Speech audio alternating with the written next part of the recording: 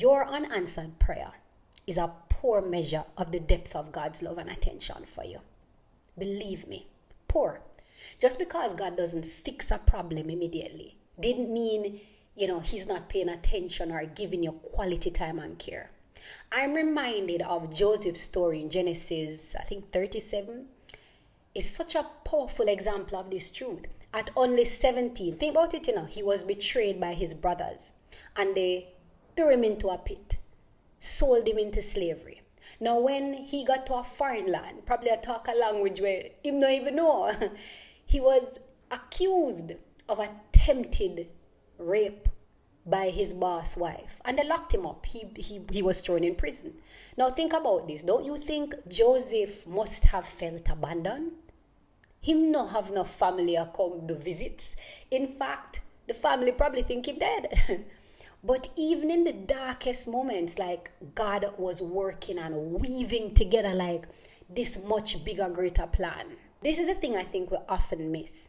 Joseph's journey and his trial lasted about 20 to 22 years. Many things could have happened in that time. I'm not sure how old you are, but I know that's a long period of time to be experiencing one setback after another setback and another setback. And sometimes the pain, it can actually cloud our perspective. Joseph probably prayed and the prayers never seemed like they were being answered, but God never left him. God was with him the entire time. God ensured that Joseph ended up where he needed him to fulfill God's plan. Love, again, provided for Joseph every day, every year, at every stage of his life. At every stage, whether it was favor, skill, or encouragement, God didn't remove himself from the challenges. He stayed with Joseph every step of the way.